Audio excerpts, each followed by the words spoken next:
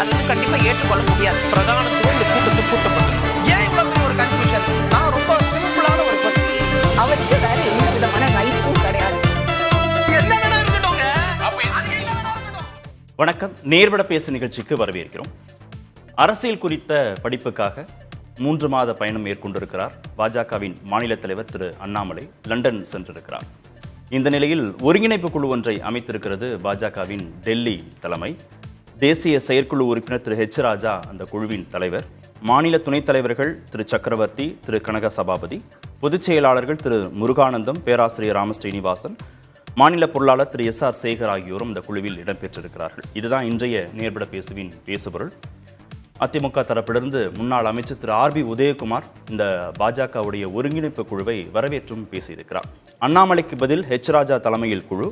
H ராஜாவை புகழ்ந்த R B Udhayakumar Delhi பாஜக தலைமையின் திட்டம் என்ன அப்படிங்கிற தலைப்பில் பேசியிருக்கிறோம். பாரதிய ஜனதா கட்சியிலிருந்து திரு தங்க வரதராஜன் பங்கேற்றிருக்கிறார். மூத்த பத்திரிகையாளர் திரு பிரியன் இணைந்திருக்கிறார். அரசியல் விமர்சகர் திரு ரவீந்திரன் துரைசாமி இணைந்திருக்கிறார். அரசியல் விமர்சகர் திரு அக்னீஸ்வரன் பங்கேற்றிருக்கிறார். வணக்கம் விருந்தில் அனைவருக்கும். திரு பிரியன், என்ன நோக்கம் பாஜக அமைத்திருக்கக்கூடிய இந்த ஒருங்கிணைப்பு குழுவுடைய நோக்கம்? கட்சி வேலைகள் தொடர்ந்து நடக்கணும், ஏதாவது எமர்ஜென்சியாக முடிவெடுக்கிறதுனா முடிவெடுக்கணும் அப்படின்ற ஒரு விஷயம் இருக்குது. ரெண்டாவது திமுகவுக்கு எதிராக அண்ணாமலை தொடர்ந்து நடத்தி கொண்டிருக்கிற அந்த இதை அந்த வீரியத்தோடு நடத்தணும் தொடர்ந்து அப்படின்ற ஒரு பாயிண்டில் தான் அந்த கமிட்டி அமைக்கப்பட்டிருக்கு. இந்த கமிட்டியோட சிறப்பம்சம் என்னென்னா, இதில் இருக்கிற எல்லாருமே ஆர்எஸ்எஸோட பேக்ரவுண்ட் இருவாங்க. கரூர் நாகராஜ் மாதிரி ஆர்எஸ்எஸ் பேக்ரவுண்டு இல்லாதவங்க இதில் இல்லை. ஸோ இதில் பார்த்தீங்கன்னா வானதி இல்லை, தமிழிசைக்கு ஆர்எஸ்எஸ் பேக்ரவுண்ட் கிடையாது, அவங்க இல்லை. ஸோ இதில் கம்ப்ளீட்டாக ஆர்எஸ்எஸோட இன்ஃப்ளூயன்ஸ் இருக்குது. ராஜா ஒரு பக்கா ஆர்எஸ்எஸ் அவர். அப்புறம் சக்கரவர்த்தியெலாம் ஒரு பேசிக்கலி ஆர்எஸ்எஸ் தான். கனக சபாபதி அப்படி தான், முருகானந்தம் அப்படி தான், ராமசீனிவாசன் அப்படி தான், சேகரம் அப்படி தான். எல்லாருமே ஆர்எஸ்எஸ் பேக்ரவுண்டில் வந்திருக்காங்க. ஸோ அவங்க இவங்க செய்தியை சொல்லுது மோரல்லஸ் இவங்க ஒரு ஃபீல்டு ஒர்க்கர்ஸ். அண்ணாமலை மாதிரி லொடலான்னு டெய்லி பேசிகிட்டு இருக்க மாட்டாங்க, அறிக்கைலாம் விட்டுட்டு இருக்க மாட்டாங்க. இங்கே ராஜாவை தவிர மற்ற யாருமே இதில் பேசுகிறது ரொம்ப குறைவாக தான் இருக்கும். ஸோ ராஜா தான் தொடர்ந்து, அதுவும் ராஜா அவர் நியமிக்கப்பட்டது இவர் உதயகுமார் வரவேற்றிருக்கார் சொல்கிறீங்கல்ல, அது நியாயமான. அவர் உதயகுமார் வரவேற்றதுலேயே ஒரு அர்த்தம் இருக்குது ஆக்சுவலாக. ஏன்னா ராஜா அதிமுகவை எதுவும் அட்டாக் பண்ண மாட்டார். அவருடைய குறியெல்லாம் திமுகவை நோக்கி தான் இருக்கும். அதனால் உதயகுமார் எடப்பாடி அட்டாக் பண்ண மாட்டார். ராஜா எடப்பாடி அட்டாக் பண்ண மாட்டார். ஏன்னா இந்த குழுலேயே 2-3 பேருக்கு அதிமுகவோட கூட்டணி வச்சா பெட்டர்னு ராமசீனிவாசன் ஓப்பனாகவே சொல்லியிருக்கார். திமுகவை தோக்கடிக்கணும்னு அதிமுக இருக்கணும்னு. ஸோ அந்த மைண்ட் செட் உள்ளவங்க தான் இதில் இருக்காங்க. அதனால் அந்த மைண்ட் செட் உள்ளவங்களாம் அவங்க எடப்பாடியை நேரடியாக அட்டாக் பண்ண மாட்டாங்க. ஸோ உதயகுமாரோ, செல்லூர் ராஜுவோ, ஜெயக்குமாரோ, இவங்க 3 பேர் தானே பாஜகவை சேலஞ்சு பண்ணுறவங்க. எடப்பாடி இவங்களுக்கு கொஞ்சம் சந்தோஷமாக இருக்கும், இந்த குரூப் நம்மளை அட்டாக் பண்ணாது, இது திமுகவை தான் டார்கெட் பண்ணோம் அப்படின்றதுல அவங்களுக்கு ஒரு சந்தோஷம் இருக்கும். ஏன்னா கடைசி கட்டத்தில் அண்ணாமலை ஊருக்கு போகிறதுக்கு முன்னாடி என்னாச்சுன்னா, கிட்டத்தட்ட ஒரு நீயா நானா பார்த்துடலான்ற அளவுக்கு எடப்பாடியோட மோதிட்டார், தற்கூரின்ற அளவுக்கு மோதிட்டார். அதாவது ரொம்ப எதிர்பார்க்காத ஒரு விஷயம். நீ சட்டமன்ற உறுப்பினர்களை ஏலம் எடுத்தேன்னு சொல்கிற அளவுக்கு போயிட்டார். கோவத்தூரில் நீ ஏலம் எடுத்ததையா நீ முதலமைச்சர் ஆனால் தமிழ்ந்து போய் தற்கொலையாக நீ இருந்தேன்னு இவ்வளவு தூரம் இறங்கி அண்ணாமலை அவரை கீழே அடிப்பார்னு நிச்சயமாக யாருமே எதிர்பார்த்துக்க மாட்டாங்க. ஏன்னா பாஜகலேருந்து பேசுகிறவங்க யாரும் இது மாதிரிலாம் பேச மாட்டாங்க. அது ஒரு கண்ணியத்தோடு பேசுவாங்க ஆக்சுவலாக. சிலபோது ராஜா கொஞ்சம் லூஸ் ரோட்ஸ்லாம் விடுவார். பட் இந்த அளவுக்கு கீழே இறங்கி அடிக்கிறது, ஹிட்டிங் பிலோ த பெல்ட்ங்கிற மாதிரி திமுகவில் எடப்பாடியை பற்றி பேசுறது வேற விஷயம். ஏன் ஊருக்கு போகிறதுக்கு சில தினங்களுக்கு முன்பு இவ்வளவு காட்டமாக இபிஎஸ் அவருக்கு தெரிஞ்சிருக்கும்னு நினைக்கிறேன். போயிட்டு வந்தால் மறுபடியும் இருக்கு அந்த பதவி கிடைக்குமா கிடைக்காதுன்னு அவருக்கு டவுட் இருக்குன்னு நினைக்கிறேன். சரி, போகிற போக்கில் ஒரு இந்த லாஸ்ட் ஷாட்டுன்னு பார்ட்டிங் கிஃப்ட்டுன்னு ஏதோ கொடுத்துட்டு போயிட்டார் நினைக்கிறேன் அவர். ஆக்சுவலாக ஒருவேளை பாஜகவுடைய மேலிடம் என்ன முடிவு எடுக்குன்னு நமக்கு தெரியாது. அவர் மேலிடத்தில் ஒரு பிம்பத்தை வளர்த்து வச்சிருக்கார், கட்சியை வளர்த்துருக்கிற மாதிரி. எனக்கு தெரிஞ்சு கட்சியை வளர்ந்துருக்கிறதா தெரியல. போன வாட்டி 68,000 பூத்து இருந்தது. கிட்டத்தட்ட 30,000 பூத்தில் உனக்கு பூத்தில் கீழே வேலை செய்யறதுக்கு ஆளே கிடையாது. நான் சேலஞ்ச் பண்ணுறேன், யார்கிட்ட வேணால் சேலஞ்ச் பண்ணுறேன். 30,000 பூத்தில் ஆள் கிடையாது வேலை செய்யறதுக்கு கீழே. டென்ஷன் நிலையே கிடையாது சார். தமிழிசையை நீங்கள் பர்சனலாக கேட்டு பாருங்கள், டென்ஷன் நிலையும் நிறைய இடத்துல கிடையாது. உண்மை அதுதான். ஸோ அது ஒரு பக்கம் இருக்கட்டும். 22 இடத்துல போட்டி போட்டு நீங்கள் 11% ஓட்டு வாங்கினீங்க. 5 இடத்துல போட்டி போட்டு 5.2% ஓட்டு வாங்கினீங்க. என்ன வித்தியாசம்? நீங்கள் 39 இடத்துல போட்டி போட்டால் இன்னும் 20% ஓட்டு வாங்கியிருக்கலாமே. ப்ரொபோர்ஷன் எப்படி இருக்காது? ஸோ அதனால் எண் மக்கள்னு போனீங்க. பிரதமர் 8 தடவை வந்தார். என்ன ஆதரவு சொல்லுங்கள். கிரவுண்ட் லெவலில் உங்களுக்கு என்ன இம்ப்ரூவ்மெண்ட் இருக்குது சொல்லுங்கள். ஜாதி கட்சிகளோடலாம் கூட்டி சேர்ந்தீங்க, அதனால் கொஞ்சம் ஓரளவுக்கு வந்திருக்கலாம், இல்லைன்னு சொல்ல வரல நான். ஸோ என்னுடைய பாயிண்ட் என்னென்னா அவர் ஒரு பிம்பத்தை கட்டமைச்சு வச்சார். அந்த பிம்பத்தோடையே அவருடைய ப்ளஸ் பாயிண்ட் என்னென்னா அவருடைய பேச்சுக்கள் தான் அவர் ப்ளஸ் பாயிண்ட். அதாவது பாஜக வந்து ஒரு நெகட்டிவாவோ பாசிட்டிவாவோ தமிழ்நாட்டில் பேச வச்சார். அதில் வந்து நமக்கு எந்த விதமான சந்தேகமும் இல்லை. ஆனால் அதில் என்னன்னா ஒரு கட்டத்தில் தோழமை கட்சியாக இருந்த அதிமுக விமர்சனம் போட போய் கடைசியில் அது எடப்பாடி அண்ணாமலைன்னு பர்சனல் கிளாஷ் ஆகிடுது ஆக்சுவலாக. ஏன்னா பர்சனலாக கிளாஷ் இருந்தால் தான் இந்த மாதிரிலாம் கீழே அவங்க அடிப்பாங்க, இல்லாட்டி அடிக்கிறதுக்கான வாய்ப்புகள். நீங்கள் அதிமுக பாலிசியை விமர்சிக்கலாம் நீங்கள், ஆனால் நீங்கள் வந்து ஒரு தனிப்பட்ட ஒரு எடப்பாடியை வந்து நீங்கள் ஏலம் எடுத்து நீங்கள் பதவிக்கு வந்தீங்கன்னு சொல்கிற அளவுக்கு போக வேண்டிய அவசியம் கிடையாது. அது யாருக்குமே என்ன நடந்தது நமக்கு தெரியாது. சசிகலா கொடுத்துட்டு போனாங்க தான் நம்ம நினச்சிட்டு இருக்கோம் நம்ம.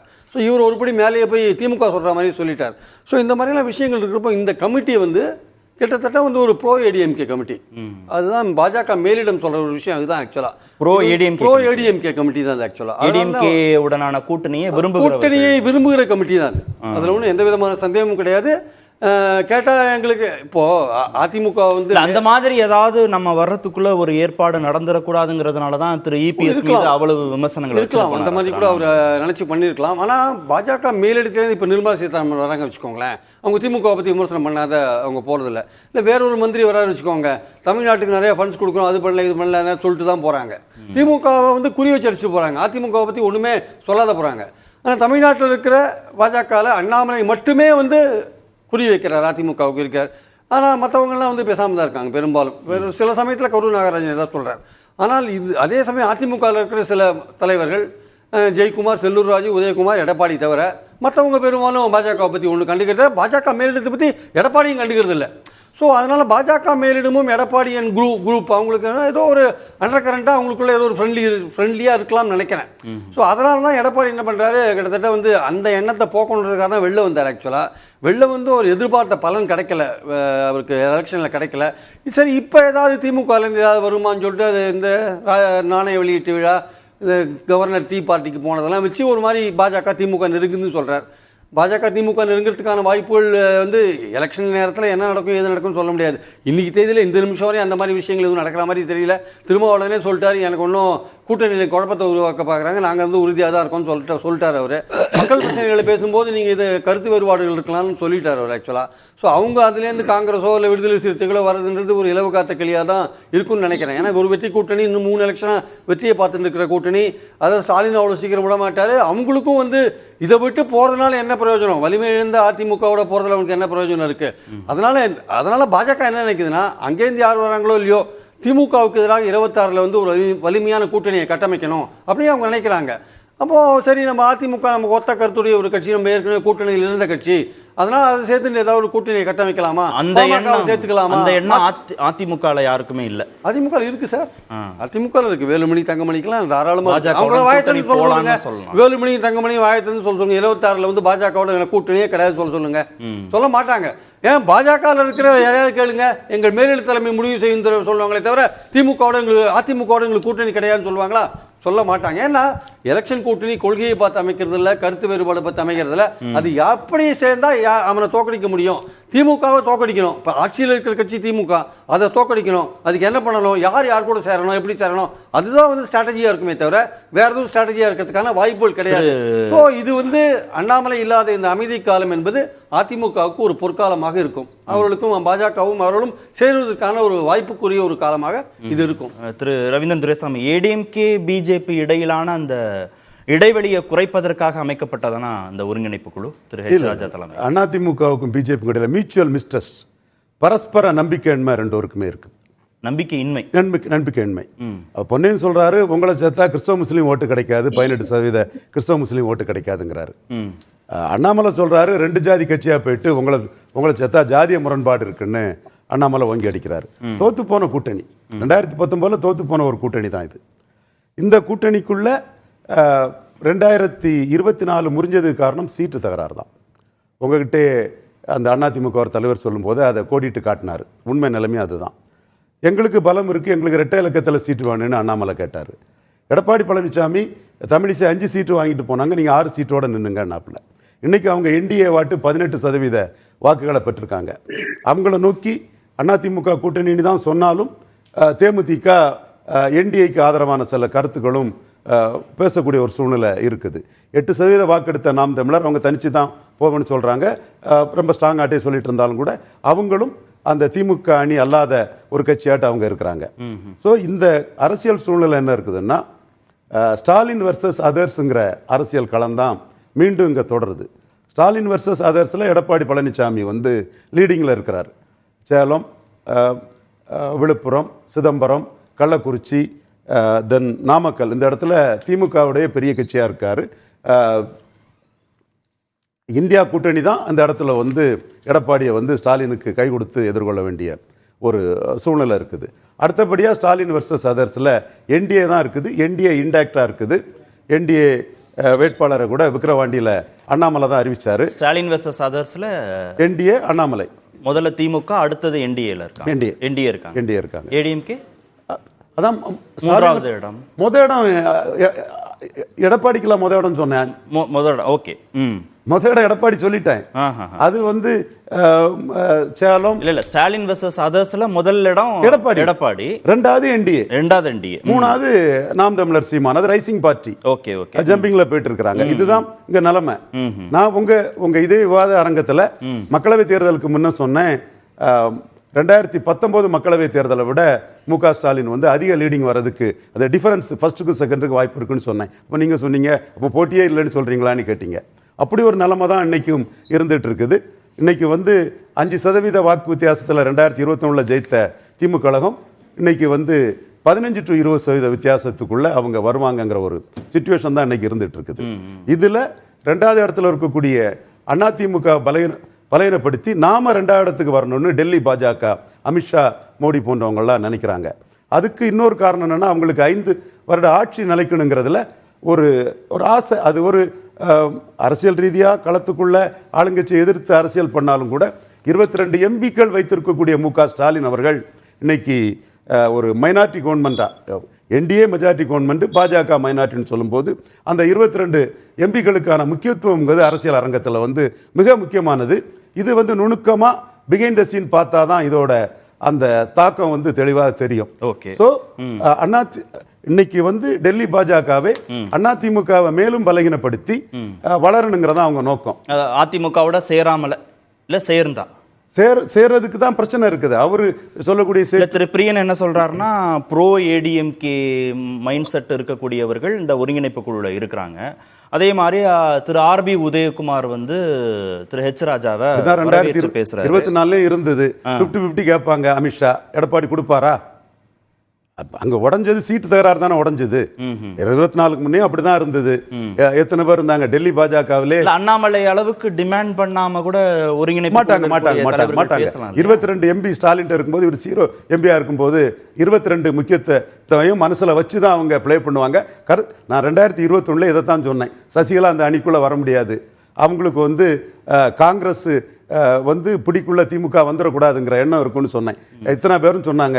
அதான் நடந்தது. அதே மாதிரி தான் இப்போ அவங்க வந்து ஆல் இண்டியா பொலிட்டிக்ஸையும் பார்ப்பாங்க, தமிழ்நாட்டில் 2வது இடம் மேலே வரணும்னு தான் பார்ப்பாங்க. அப்போ தமிழ்நாட்டில் 2வது இடத்துக்கு வந்து கலைஞருக்குள்ள எதிர்ப்பு முக ஸ்டாலினுக்கு இல்லை. இதான் எதார்த்தம். அண்ணாமலை ஸ்டாண்ட் இருக்கு இல்லையா, இங்கே கட்சி வளரணும்னா தனிச்சு தான் நிற்கணும், தனிச்சு தான் போட்டியிடணும், திமுகவோட அதிமுகவோட கூட்டணிலாம் வேண்டான்னு நினைக்கிற அதே மனப்பான்மையில தான் அந்த ஒருங்கிணைப்பு குழு இருக்கக்கூடிய தலைவர்களும் இருக்கிறாங்க. முடிவெடுக்க போறது 2026 பெருந்தலைவர் காமராஜ் சொன்ன தேசியத்தை மையமாக சொன்ன ஒரே குட்டையில் உரிய மட்டைகளுன்னு சொல்லி மாற்று அரசியலுக்கு ஒரு தலைவராக அண்ணாமலை வந்து தெளிவாக எழும்பிட்டு இருக்கிறாரு. அதை அமித்ஷா அங்கீகரிக்கிறாரு. அவர் எழும்பிடுவாருங்கிற எண்ணத்துல தான் நாம் தமிழர் சீமானே வீரப்பன் கொள்ளக்காரனா கருணாநிதிக்கும் ஜெயலலிதாவுக்கும் என்ன பேரு, நாங்களும் 234 பொண்ணு அவரும் அடிச்சிருக்கிறாப்புல. ஸோ வளரணுங்கிறது அங்கே மெயின். தோத்து போன ஒரு கூட்டணியில் தோத்தால் சேர்ந்தாலும் வெற்றி பெறுங்கிற கேரண்டி இல்லாத கூட்டணிக்கு டெல்லி பாஜக தயாரா இல்லை. அவங்க ஆட்சியை வந்து பிரச்சனை வந்துன்னா 22 இந்திரா காந்தி அம்மையார் வந்து கலைஞர் காப்பாத்தின மாதிரி இந்த 22 காப்பாத்துமாங்கிற ஒரு எண்ண ஓட்டமும் இருக்கு. நம்ம அதிமுகவோட சேர்றதுனால பாஜகவுக்கு எந்த லாபமும் இல்லைன்றீங்க? இல்ல, அந்த சென்ட்ரல் கவர்மெண்ட் ஸ்டெபிலிட்டிக்கு அதனால எந்த லாபமும் இல்லை. அது தெளிவு. இங்க ஸ்டேட்ல திராவிடம் வெர்சஸ் தேசியம்னு கொண்டு வந்து 2வது இடத்துக்கு தேசிய கட்சியை கொண்டு வரதுலையும் எந்த லாபமும் இல்லை. சரி, 26 சட்டமன்ற தேர்தலுக்கும் மத்தியில நிலையான ஆட்சிக்கும் என்ன சம்பந்தம் இருக்கு? நிச்சயமா சம்பந்தம் இருக்கு. இப்போ சென்ட்ரல் கவர்மெண்ட் அதான் முக்கியம். இந்திரா காந்தி அம்மையார் வந்து அசம்பிளி சீட்டு வேண்டாம், எம்பி மட்டும் போதும்னு கலைஞர்கிட்ட சொல்லிட்டு போகல. பார்லிமெண்ட் பார்ட்டி 22 ஸ்டாலின் இருக்கிறது ஒரு பெரிய பிளேயர்.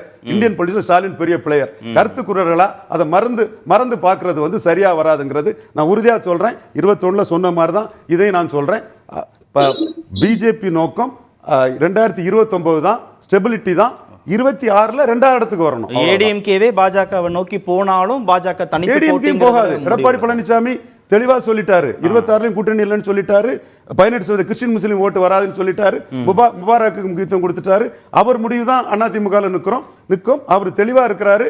ஒவ்வொரு இஷ்யூலையும் வந்து அதிமுக சென்ட்ரல் கவர்மெண்ட்டுக்கு எதிராக அறிக்கை விடாரு. ஏன் 50 லட்சம் கடன்ல இருந்த மோடி வந்து 1.5 கோடி கொண்டு போயிட்டாருன்னு சொன்னார். மோடி வார்த்தையை தான் சொல்லல, மோடிங்கிற இதை சொல்லல. அர்த்தம் அதுதான்.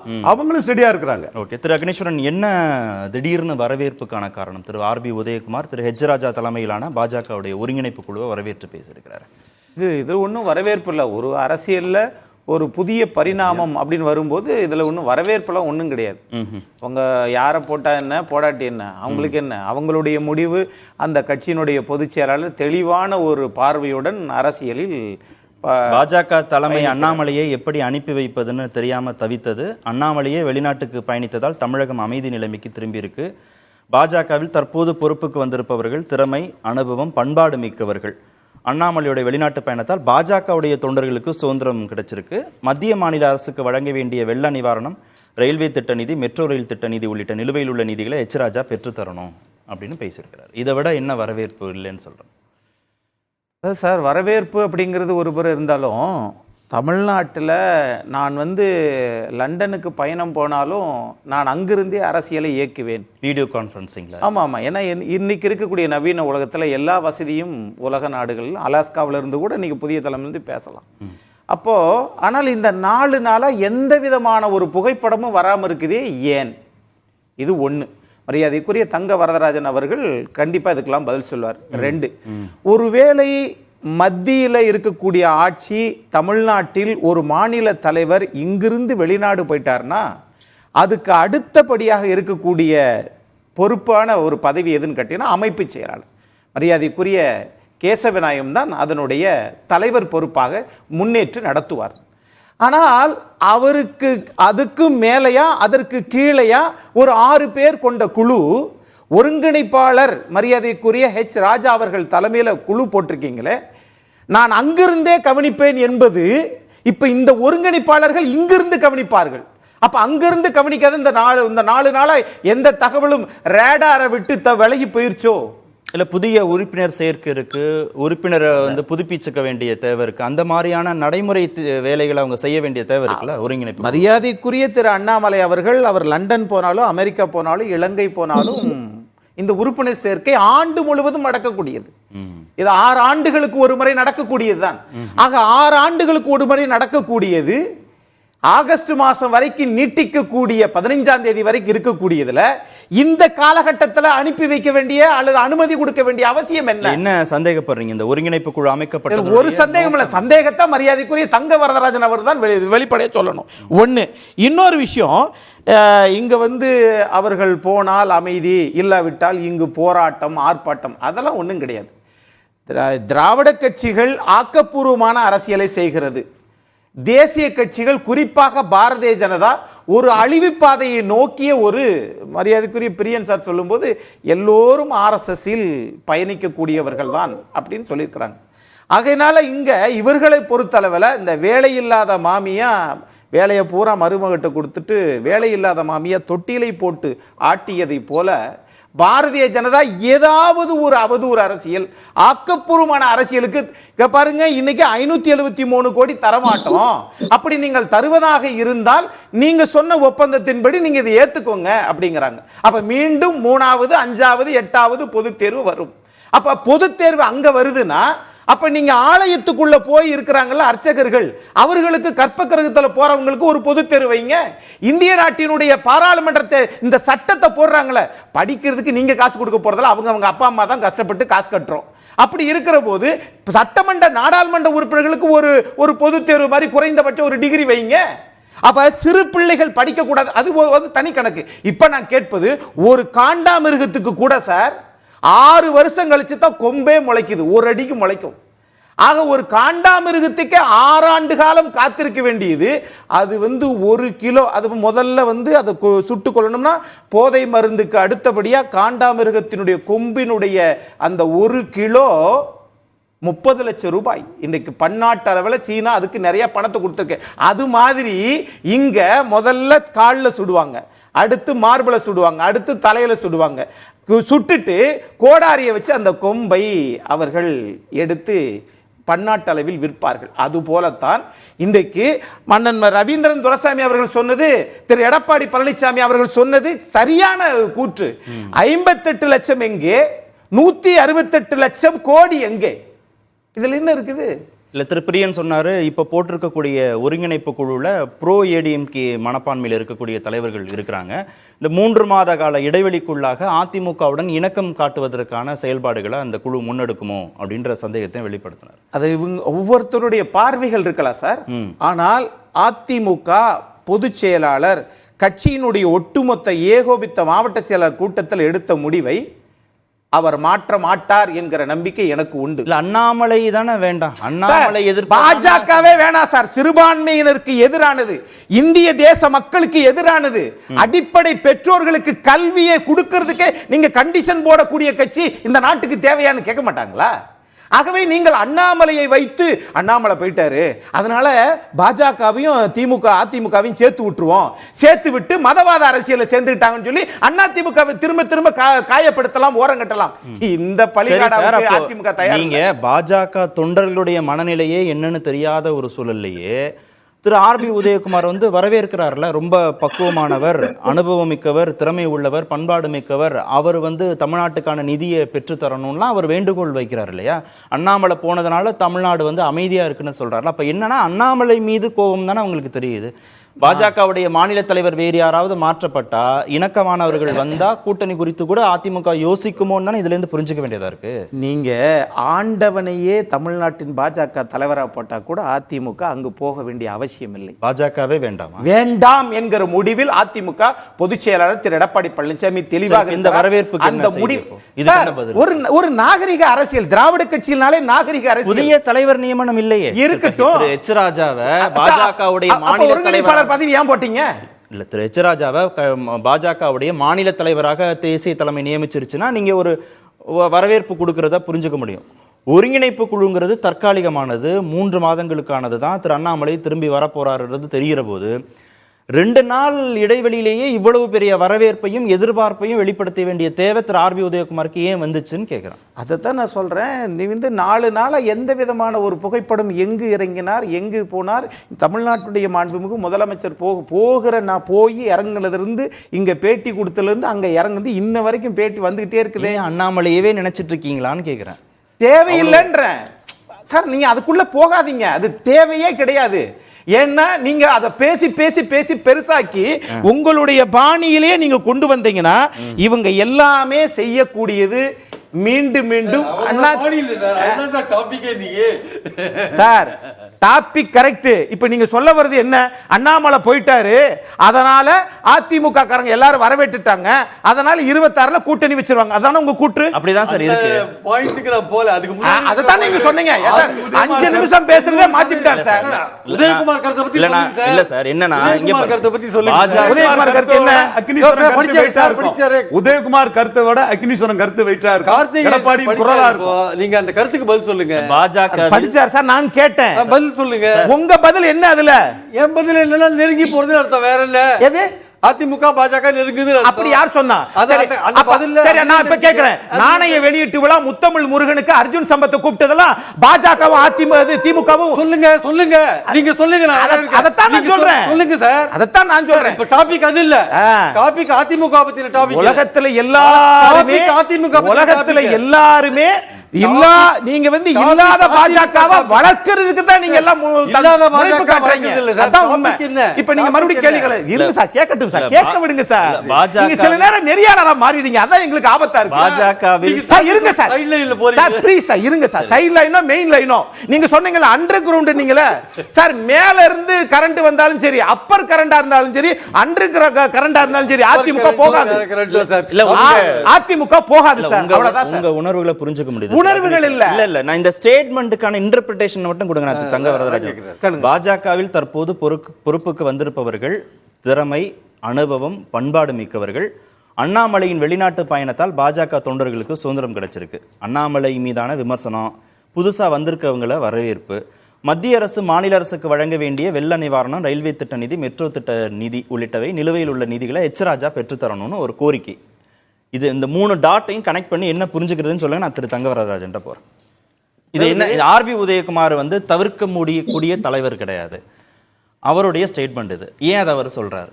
அதை அவர் ஏன் சொல்றாருன்னா, ஒரு 2 வாத்தியார், இப்போ பிரியன் சாருக்கு ஏற்ற மாதிரியே நான் சொல்லிடுறேனே, 2 வாத்தியார். ஒன்று வந்து அண்ணன் ராஜா, இன்னொருத்தர் வந்து மரியாதைக்குரிய அண்ணாமலை IPS. 2 பேருமே கண்டிப்பான வாத்தியார்கள் தான். ஆனால் ராஜா அவர்கள் யாரையும் ஃபெயிலாக்க மாட்டார். ஃபெயிலாக்க மாட்டார்னா நீ உடனே இதாகிறாதீங்க. ஃபெயிலாக்க மாட்டார்னா யாருடைய மனசும் புண்படாமல் பேச மாட்டார். யாரையாவது இப்படி பேசி அப்படிதான் பேச மாட்டார். ஏன்னா அரசியல் அனுபவம் இது வரைக்கும் அவர் அப்படி கோர்ட்லயே புண்படுத்தியிருக்காரு. என்ன பேசவே, கட்சியை புண்படுத்தல, கட்சியை புண்படுத்தினாரா, நீதிபதிகளே புண்படுத்தியிருக்காரு. கட்சி சார் இல்ல நான் பேசுறேன். அதுவும் இவருடைய நோக்கம் என்னன்னே புரியல சார். பிரியன் சார் நோக்கமே தெரியல. கேள்வி கேட்டா பதில் சொல்லுங்கன்னாரு.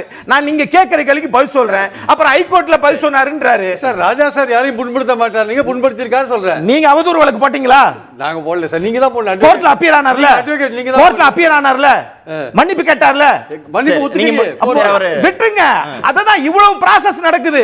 ஆனா நீங்க வந்து என்னன்னு கேட்டீங்கன்னா, நாணயத்துக்கு பதில் சொல்லாம இங்க வேற விதத்துக்கு கொண்டு வந்து அதிமுகவும் அண்ணாமலையும் அப்படியே சிண்டு முடிஞ்சு வரதால வேலையை பாக்குறீங்க. முடிங்க சார். என்ன சார் கேட்டீங்க? 2 வாத்தியார் நீங்க அதை பாதி 2 வாத்தியார். அப்போ இவர்கள் நோக்கம் என்னன்னு கேட்டீங்கன்னா, இவர்களால தமிழ்நாட்டுக்கு 2 வாத்தியார்னாலும் எந்த பிரச்சனையும் ஆக போதில்லை. இப்போ வந்து இப்போ சொன்னதுனால அடுத்த வந்து மெட்ரோ ரயிலுக்கு வந்து கொடுத்துருவாங்களா? இன்னும் கிடையாது. ஏன் இந்த குழுவை மட்டும் வரவேற்கிறாரு சார்? நீங்க தான் பாஜக சார், பாஜகவே ஒரு கோயிலுக்கு போறோம்னா 1 முழம் பூ வாங்கிட்டு போறோம்.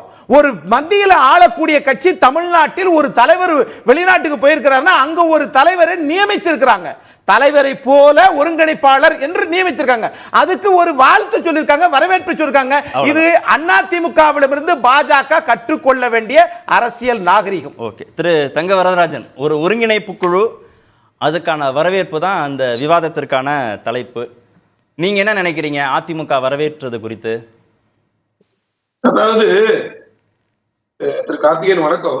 வணக்கம். அதாவது என்ன காட்டுதுன்னா, பாஜக இல்லாமல் எந்த அரசும் நகர்வுகள் தமிழ்நாட்டில் கிடையாது என்பதுதான், வேற ஒண்ணும் கிடையாது. இன்னைக்கு வந்து ஆர்வி உதயகுமார் வரவேற்று சார், இன்னைக்கு ஒரு எங்களுடைய மூத்த தலைவர், இன்னைக்கு எங்களுடைய மரியாதைக்குரிய அண்ணாமலை அவர்கள் இன்னைக்கு வந்து அவருடைய ஃபெல்லோ சர்வதேச அரசியலுக்காக தலைமை அவர் அனுப்பியிருக்குது சென்றிருக்கின்ற ஒரு தமிழன் வந்து ஒரு சர்வதேச அரசியல் படிக்கிறப்போ ஒரு தமிழனாக நம்ம வந்து பாராட்டோடு பெருமைப்பட வேண்டும். இன்னைக்கு அந்த இடத்துல ஒரு இன்டீரியமாக ஒரு சால சிறந்த சித்தாந்த ரீதியாக தன் வாழ்நாளை முழுமையாக அர்ப்பணித்த எங்களுடைய மூத்த தலைவர் ராஜா அவருடைய தலைமையில இன்னைக்கு ஒரு ஒருங்கிணைப்பு குழு போட்டிருக்கோம். இன்னைக்கு அந்த ஒருங்கிணைப்பு குழு பார்த்தீங்கன்னா எல்லாமே அனுபவம் வாய்ந்தவர்கள் நாங்கள் போட்டிருக்கோம். இது எங்களுடைய இன்னைக்கு நாங்கள் என்ன பண்ணியிருக்கிறோம், இந்த 3 மாதத்துல எங்களுடைய இலக்கு என்ன, மெம்பர்ஷிப் உறுப்பினர் சேர்க்கை அதிகப்படுத்துவது. அதை நோக்கி நாங்கள் அதை பயணிக்கிறோம். அதுக்கான வந்து இன்னைக்கு தலைவர் நியமிக்கிறோம், ஒருங்கிணைப்பாளர் போட்டோம், கமிட்டி போட்டுருவோம். எனக்கு முன்னாடி எனக்கு அருமை அண்ணன் எடப்பாடி சாதாரணமா எடுத்துக்க முடியுதாத திரு அண்ணாமலை செய்தியாளர்கள்ட்ட சொல்லும்போது, நான் வீடியோ கான்ஃபரன்சிங்கில் நான் வந்து அரசியல் நடத்த முடியும், கட்சி செயல்பாடுகளை கண்காணிச்சுக்க முடியும், அறிக்கைகள்லாம் கூட விட முடியும் அப்படின்னு அவர் சொல்கிறாரு.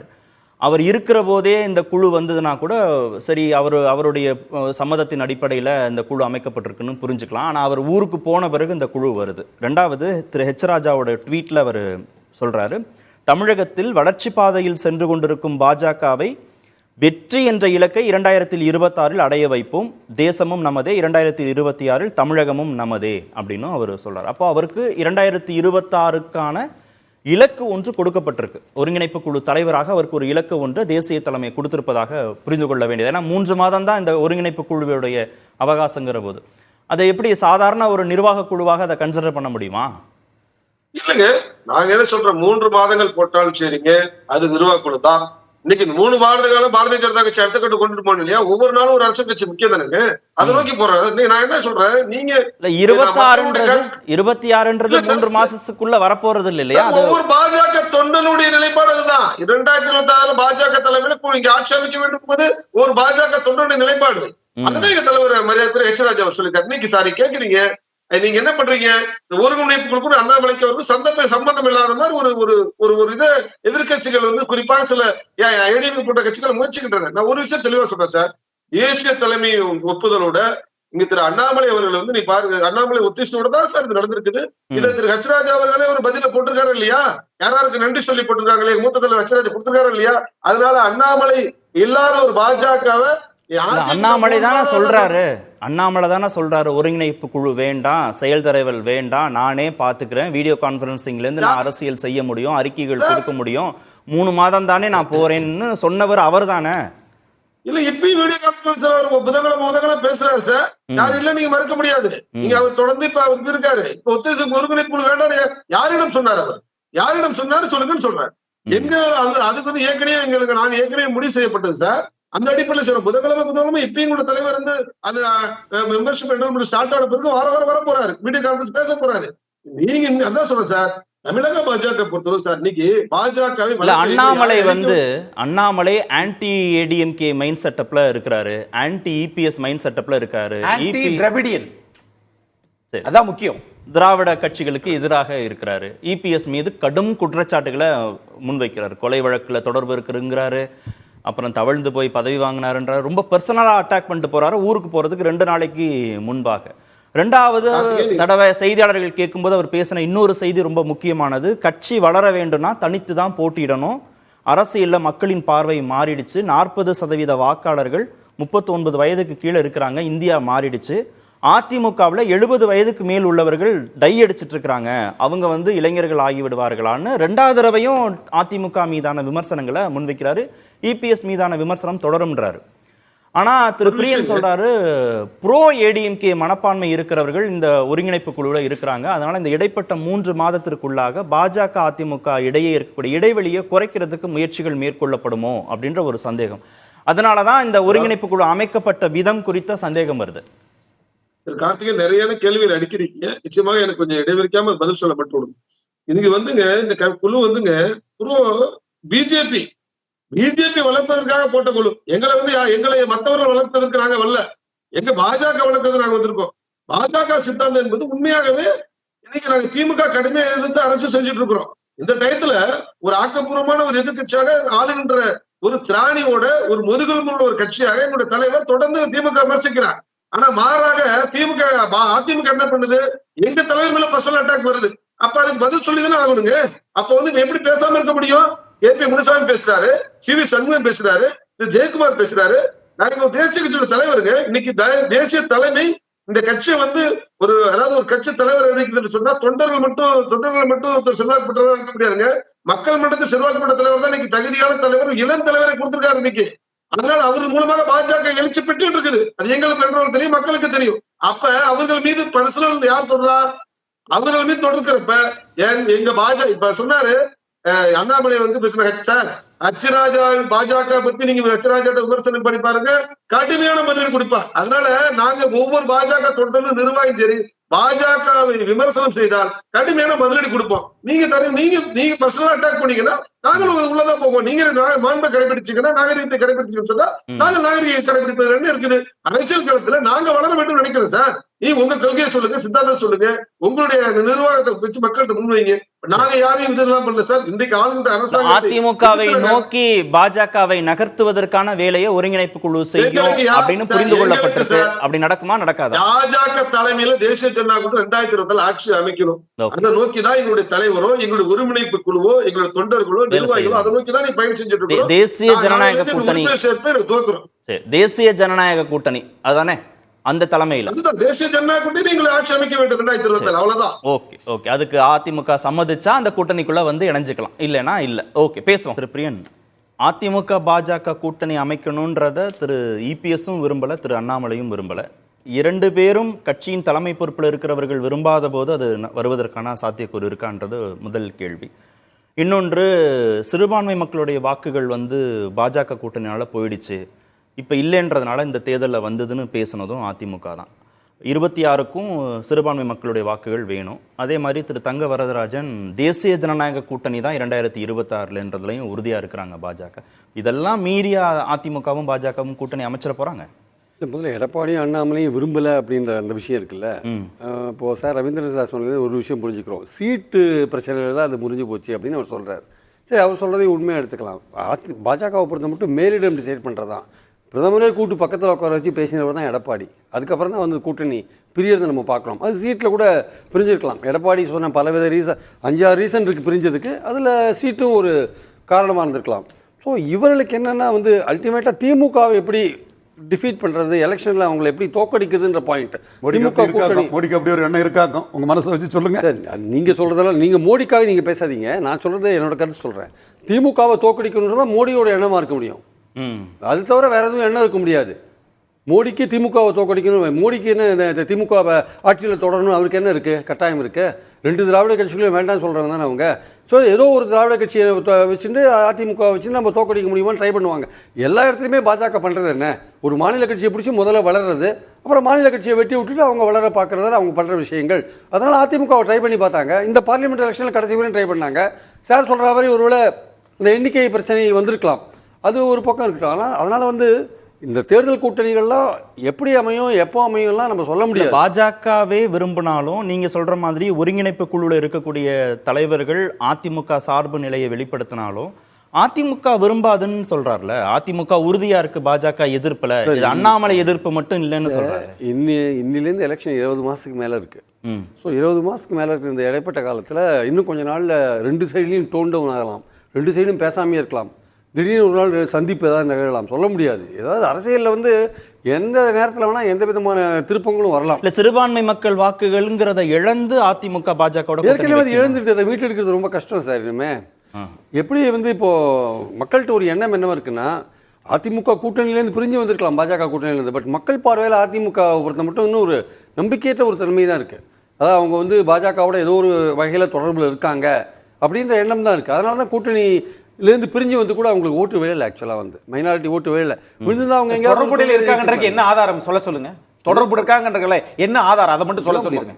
ஏன் ஓட்டு போடல திருபான்மையோர்? ஓட்டு போடுறது அப்ப பாஜக கூட தான் 272 எடுக்க முடியல, அதுக்கு என்ன செய்யறது சார்? பாஜக இல்ல சார், நான் சொல்றது அதிமுக மேல ஆதாரத்தை சொல்லுங்க சார். இந்த நான் சொல்றேன்ல, பாஜகவும் திமுகவும் ஆதாரம் நாணயம். ஒரு தொகுதி அது மாதிரி வந்து கடலுக்குள்ள பேனாக்கு செலவிக்க அனுமதி சார். நீங்க சொல்லுங்க சார், நீங்க சொல்லுங்க. இல்ல உங்க கருத்து அது, நான் என் கருத்தை சொல்லிட்டு இருக்கேன். உங்க கருத்து ஆபத்தான கருத்தை நீங்க விதைக்க முடியாது சார். நான் விதைக்கிறது இல்ல சார். ஒரு தொகுதியா ஜெயிச்சீங்களா? ஆதாரம் நீங்கல என்ன ஆதாரம்? ஜெயிக்கிற தொகுதியில விடுங்க. ஒரு தொகுதியில ஜெயிச்சீங்களா? அதுக்கு பதில் சொல்லுங்க. ஆதாரம் நீங்கல என்ன ஆதாரம்? அது ஜெயிக்காத என்ன ஆதாரம்? என்ன ஜெயிக்கிறது? பாஜக ஜெயிச்சிருச்சா? அப்போ நான் பாஜக பத்தி சொல்லவில்லை, அதிமுக பத்தி சொல்றேன். சார் பிரியன் சார் என்ன சொல்றாரு? அதிமுக பத்தி உள்நோக்கத்தோட ஒரு கருத்து, ஆதாரம் சொல்லக்கூடாது. பாஜக பிரிஞ்சு வந்தது. பாஜகவுடனான கூட்டணி இல்லைன்னா சிறுபான்மை மக்களுடைய வாக்குகள் வரும். சரி, இருந்தா மட்டும் என்ன பெலிசல் நிறைய ஜெயிச்சிருச்சா? அப்ப மட்டும் ஆதரவுன்னு சொல்லிடுவாங்களா? இவங்க வந்துச்சுன்னு சொன்னாங்க. அதிமுக தரப்புல பேசக்கூடியவர்கள் விவாதங்களுக்கு வருகிறார்கள். இந்த தேர்தல் இவங்க கருத்தை சொல்றாங்க. ஆனா திரு எடப்பாடி பழனிசாமி எழுத்துப்பூர்வமா சொல்லிட்டாரு 2026லும் இல்லை. இருக்கட்டும் சார், இதை விட பல உறுதிமொழிகளை கடந்த காலத்துல பார்த்திருக்கோம் சார். அத கடந்த காலம், இந்த காலத்துல எல்லா காலத்திலயும் அரசியல் அதெல்லாம் உண்டு. அது உண்டு, இல்லை அரசியல் அது இனிமேலுக்கு அது இல்லை சார். ஆதாரம் இருக்குன்றீங்களா? அந்த மாதிரி சொல்ல வேண்டாம். அரசியல்ல நிரந்தர கொஞ்சம் சமமான பார்வை தலைத்துக்கு வாங்க. அரசியல்ல நிரந்தர உறுதிமொழி எதுவும் கிடையாது. நாளைக்கு இப்படிதான் நடக்கும்னு சொல்ல முடியாது. நாளைக்கு வேற மாதிரி நடக்கலாம். நீங்க நினைக்கிற மாதிரி பாஜகவும் அதிமுகவும் கூட சேரலாம்.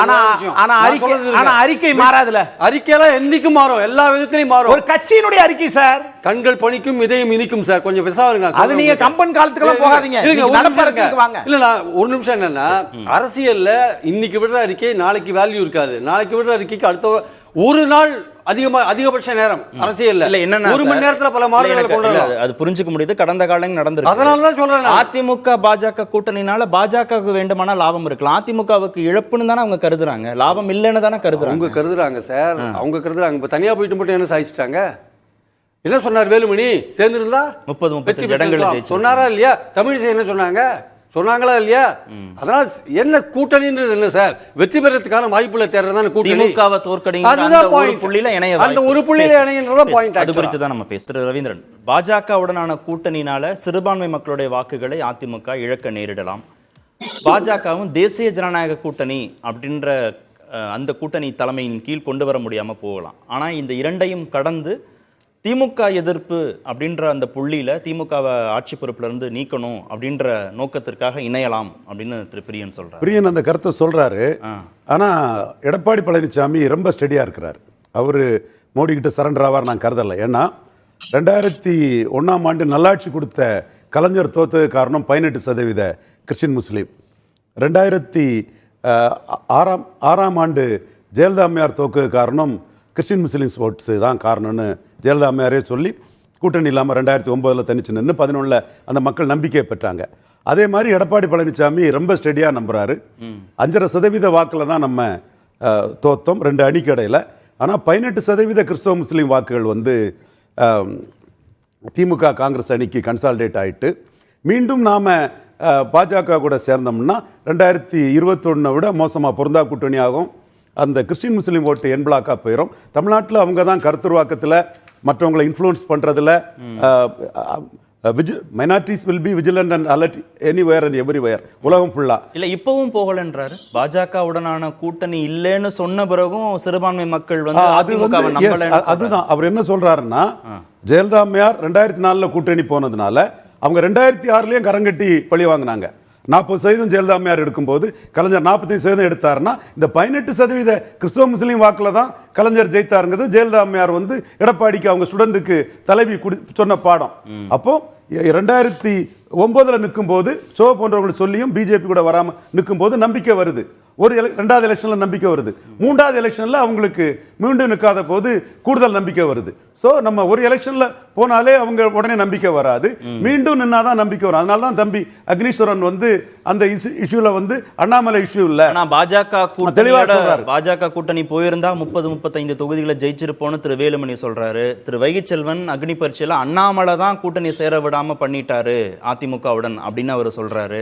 அவங்களுக்குள்ளே ஒரு குழப்பம் இருக்கிற மாதிரி. அதிமுக பாஜக கூட்டணி தோத்த கூட்டணி தானே, ஒரு சீட்டு தானே வந்தது. அதான அதுதானே அண்ணாமலை அமித்ஷா கிட்டே மோடி கிட்டே கன்வின்ஸ் பண்ணி சேர்ந்தாலும் வராதுங்க, அவங்களுக்கு ஜாதி ரீதியாக எதிர்ப்பு இருக்கு, நமக்கு மத ரீதியாக எதிர்ப்பு இருக்குன்னு சொல்லி தானே அவர் தடுத்தாரு. ஓகே, திரு தங்க வரதராஜன், அதிமுக தரப்புக்கு அந்த உறுதியான எண்ணம் இல்ல திரு இபிஎஸ்க்கு அதிமுக பாஜகவுடனான கூட்டணின்ற அந்த எண்ணம் வராத வரைக்கும் பாஜக தரப்பிலான முயற்சிகள் பலனளிக்க வாய்ப்பில்லை அப்படின்னு தான் ரவீந்திரன் சொல்றாரு. இல்லங்க, நாங்க எந்த இடத்துல இருந்தாங்க இன்னைக்கு நாங்க எந்த இடத்துல யாருக்கும் இயங்க வேண்டிய அவசியம் இல்லைங்க. யாருமே நாங்க நம்பி கிடையாது. நான் தெளிவா நான் கட்டமைச்சிருக்கோமா இல்லையா? இன்னைக்கு எங்க தலைமையில ஒரு கூட்டணி அமைச்சு நாங்க பெட்டரா பர்ஃபார்ம் பண்ணிருக்கிறோம். அப்ப நாங்க யாரையும் நம்பி இல்ல. நான் என்ன சொல்றேன், இன்றைக்கு ஆளுகின்ற அரசாங்கத்தை எதிர்த்து நாங்க நல்லா பண்றோம். நிச்சயமாக இன்னைக்கு மக்கள் வந்து எங்களுடைய கூட்டணி நோக்கி வர மாற்ற வேண்டும் என்று சொன்னால் அது எங்களாலதான் கொடுக்க முடியும். நாங்க வந்து மக்களை தொடர்ந்து வலியுறுத்திட்டு இருக்கிறோம். அதனால நாங்க வந்து யாரையும் நாங்க வாக்கு சதவீதத்தை உயர்த்திருக்கீங்க நாடாளுமன்ற தேர்தலில், எண்ணிக்கையா இல்ல. அப்ப எண்ணிக்கை வேணும்னா அதிமுக மாதிரி ஒரு 25-30% வாக்கு வங்கி வச்சிருக்கிற கட்சியோட கூட்டங்கிறது இங்க மேண்டேட்டரி தானே, கட்டாயம் தேவைப்படுது இல்ல பாஜகவுக்கு? கார்த்திகேய நீ பார்க்கலாம், இன்னைக்கு விஜய் வர நீங்க வந்து பாத்தீங்கன்னா கிட்டத்தட்ட நீங்க 30% பெறக்கூடிய கட்சிகள் நிச்சயமா வாங்கக்கூடிய கட்சி கூட்டணி வந்து நிச்சயமாக ஆட்சி அமைக்கும். நீங்க பழைய மாதிரி விஜய் வராரு, அதெல்லாம் களம் மாறு. அதனாலதான் தலைவர் சொல்றார், அவர் ஒரு திட்டமிட்டு அவர் செயல்படுறார். நிச்சயமா அதே தேசிய தலைமை அதை உணர்ந்திருக்கு. விஜய் வரத சேர்த்தே பேசுவோம். திமுக கூட்டணி தனி, அதிமுக கூட்டணி தனி, தேசிய ஜனநாயக கூட்டணி தனி, சீமான் தனி, விஜய் தனின்னு 5 முனை போட்டின்னு வந்தா திமுகவுக்கு தானே லாபம். திமுக எதிர்ப்பு வாக்குகள் பெரிய தானே செய்யும். அப்ப நீங்க யாரோடாவது அசோசியேட் ஆனாதானே நீங்க 25-30% ஆட்சி அமைக்கிற வாக்கு சதவீதத்தை பெற முடியும். அதான கணக்கு. அப்ப உங்களுக்கு ஏடிஎம்கே தேவைதானே பாஜகவுக்கு, தேசிய ஜனநாயக கூட்டணிக்கு? எங்களுடைய கூட்டணி இன்னைக்கு இன்டாக்டா இருக்குது. அது வந்து அரசியல்ல ஒவ்வொரு காலம் நாட்கள் இருக்குங்க. ஒன்றே அது நாடாளுமன்ற தேர்தலுக்கான வாக்கு சதவீதம். இன்னமும் அது நாடாளுமன்ற தேர்தலுக்கான வாக்கு சதவீதம். யார் பிரதமர் என்பதை தீர்மானிப்பதற்கான தேர்தல். மோடி ஒரு ஆளுமை மிக்க தலைவர், மீண்டும் பிரதமர் ஆகணும்னு கொடுக்கப்பட்ட வாக்கு சதவீதம். இங்க தமிழ்நாட்டின் முதல்வர் யாருன்னு தீர்மானிக்கக்கூடிய 2026 தேர்தலில் 5 முதல்வர் வேட்பாளர்கள் வருகிற போது அங்க களம் ரொம்ப டஃபா இருக்கும் இல்லையா? அதுதான் நான் சொல்றேன். நான் ஏதாவது அரசியல பேசுறோம், நிச்சயமாக இருக்கும். நாங்களும் எங்களுக்கு கூட்டணி முதல்வர் வேட்பாளரை அறிவிப்போம். அதிமுக வேண்டாமா? உறுதியா இருக்கீங்களா? அதிமுக வேண்டாம் கூட்டணிக்கு சார்.